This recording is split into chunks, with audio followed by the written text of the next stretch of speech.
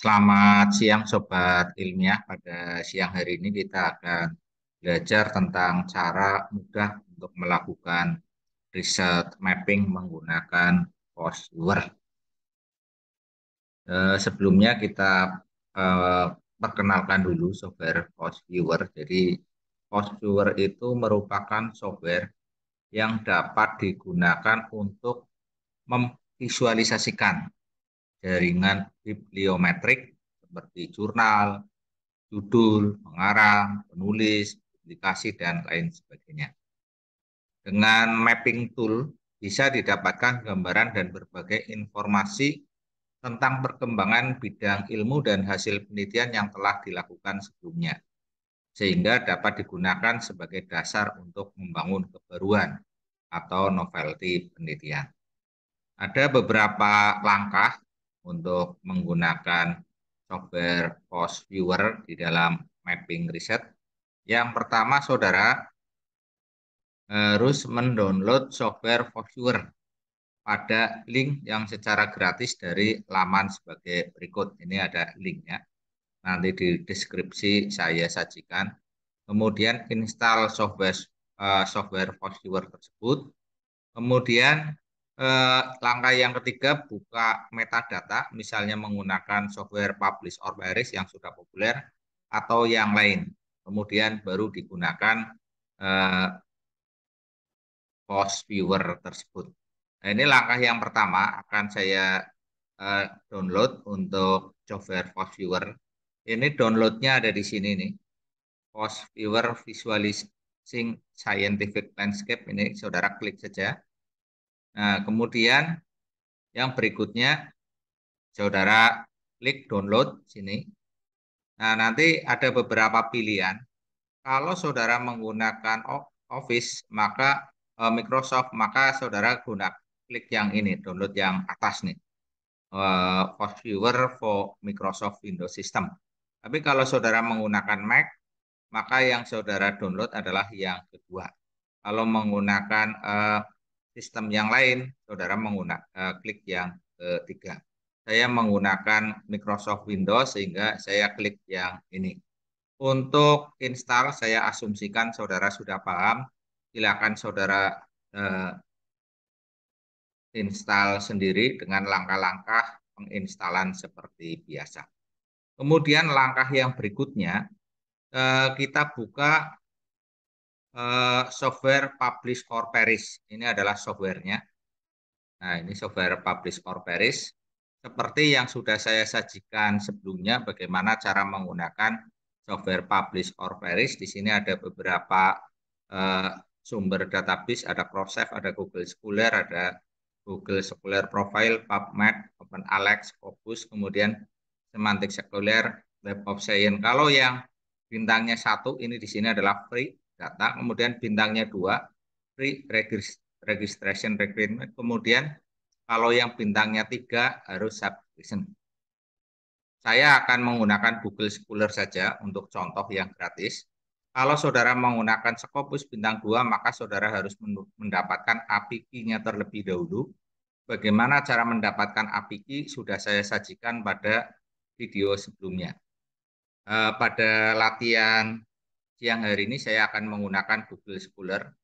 Jadi yang apa namanya software ya, database yang kita ambil dari Google Scholar. Kita klik saja. Nah, ini kalau berdasarkan author, kemudian nama publikasi, jurnal dan sebagainya. Ini kalau berdasarkan judul, kata-kata dalam judul ini berdasarkan pada keyword. Kemudian saya menggunakan berdasarkan pada keyword saja. Saya akan melakukan mapping untuk penelitian-penelitian yang menggunakan kata kunci market orientation. Misalnya seperti ini. Kemudian tahunnya, misalnya kita batasi dari tahun 2013 sampai dengan tahun 2022. Kemudian yang berikutnya, maximum number of result. Ini kalau 1000 banyak ya, nah, perlu waktu yang agak lama karena ini untuk latihan saya batasi 200 saja. Ya. Kemudian yang berikutnya, kita search. Nah, ini sudah muncul artikel-artikel jurnal-jurnal yang menggunakan kunci market orientation dari tahun 2013 sampai dengan tahun 2022. Ini ada publikasi years-nya 2013 sampai 22, 9 tahun. Kemudian papernya ada 20, citation-nya dan sebagainya sampai dengan H-index dan G-index-nya. Ini berdasarkan rankingnya, jumlah citasinya. Ya. Kemudian langkah yang berikutnya, setelah kita dapatkan artikel yang menggunakan kata kunci market orientation dari tahun 2013 sampai dengan tahun 2022, saya simpan di sini, klik save, kemudian dalam bentuk risk, ref manager. Nah, ini saya kasih nama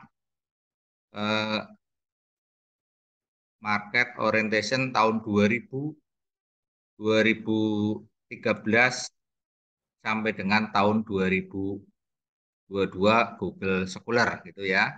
Saya simpan. Nah, ini berarti kita sudah punya file risk, yaitu merupakan kumpulan dari artikel-artikel dengan topik market orientation tahun 2013 sampai dengan tahun 2022. Kemudian langkah yang berikutnya, kita buka Force Viewer-nya. Ini asumsinya saudara sudah menginstal. Nah, ini kalau dibuka, Force Viewer tampilannya adalah seperti ini. Ini tampilannya seperti ini. Ada di sebelah sini ada create, ini adalah untuk membuat project baru. Kemudian open itu adalah untuk membuka project yang sudah pernah kita buat. Manual ini ada petunjuknya ya. Kemudian petunjuk penggunaan, kemudian ada about post viewer. Ini tentang informasi berkaitan dengan post viewer. Kemudian ada network visualization, jadi penampakan atau penyajian dalam bentuk network, kemudian overlay visualization, jadi penyajian dalam bentuk overlay, kemudian density visualization, jadi apa visualisasi tentang density atau tingkat keseringannya. Ya.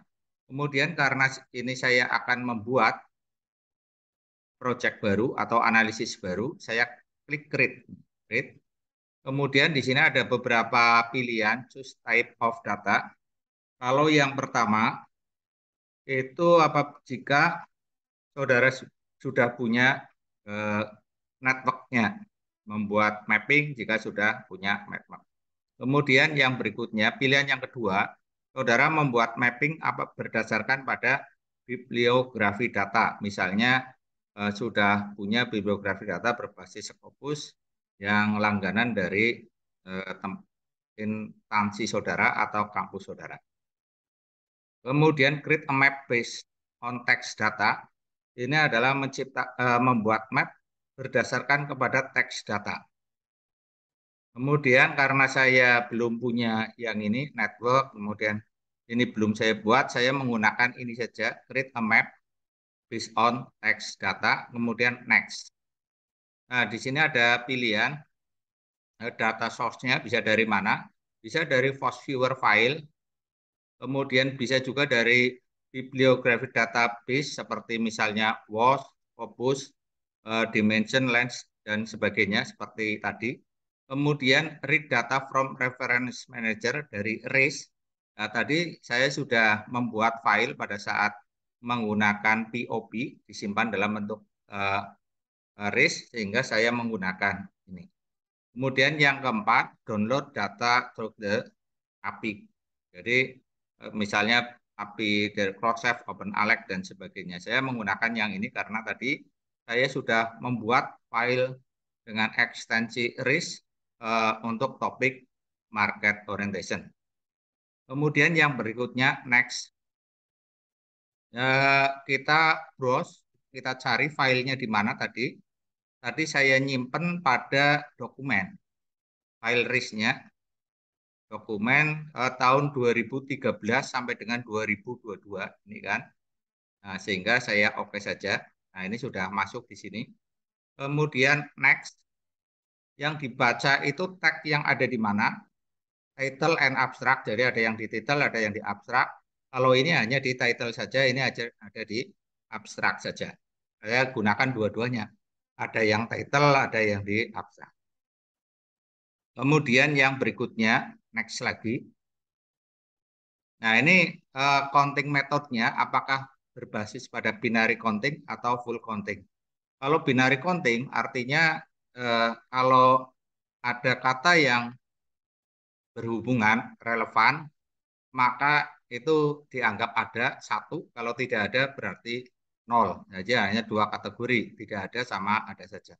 Tapi kalau full counting itu dihitung semua kata yang berhubungan dihitung semua. Kemudian saya menggunakan binary counting saja. Kemudian next. Nah, ini minimum number of occurrence of item.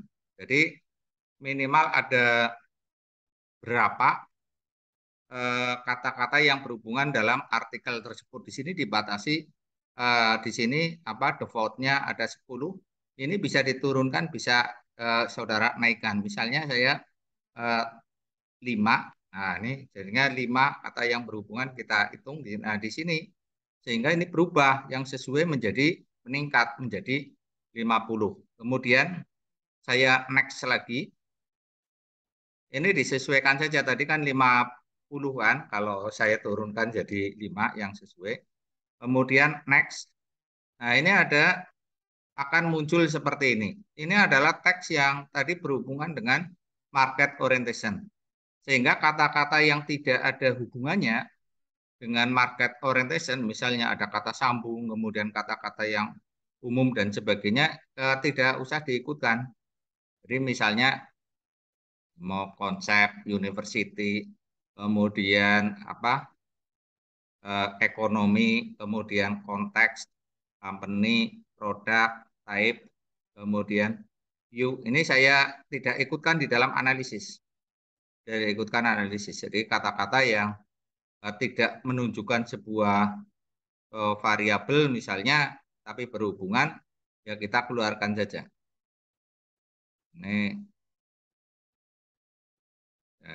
ini contoh saja, ini saudara nanti harus lebih teliti ya untuk menyeleksi mana yang berhubungan dengan konteks saudara. Tentunya peneliti lebih memahami. Ini,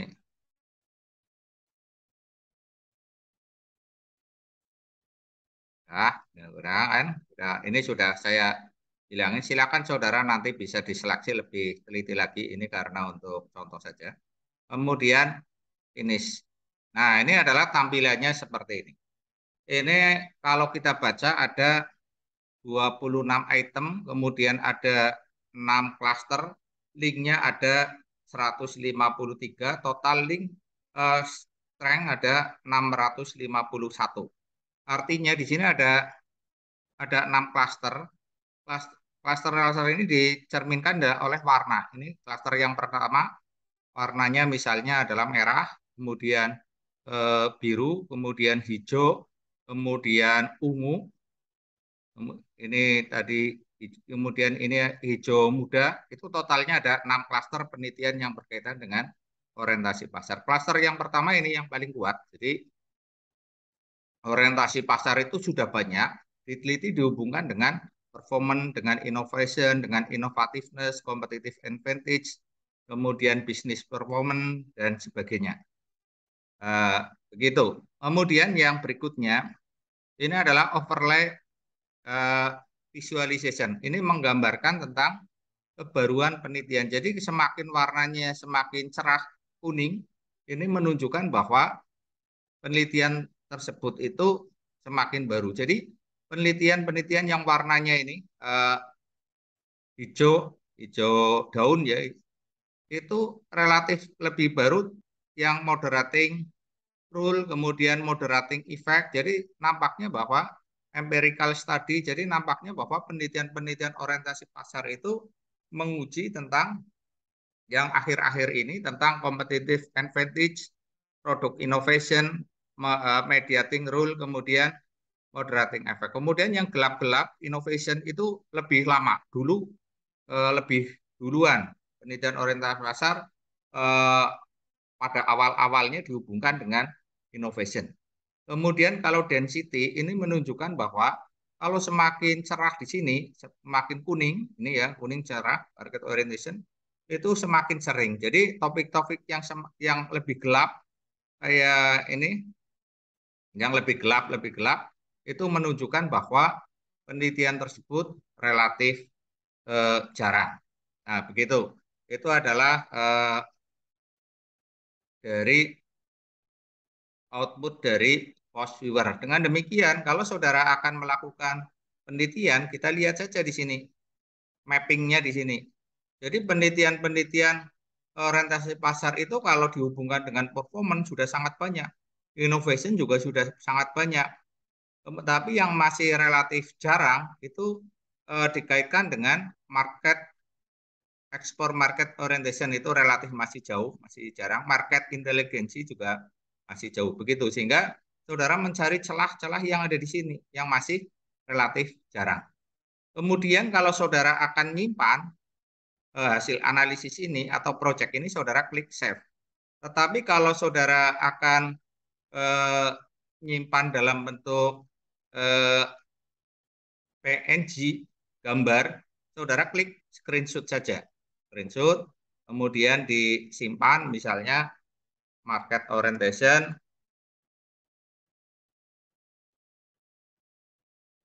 Nah, ini nanti apa? Sudah tersimpan dalam bentuk gambar.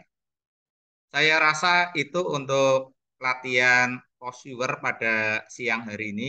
Mudah-mudahan bermanfaat. Terima kasih atas perhatiannya. Wassalamualaikum warahmatullahi wabarakatuh.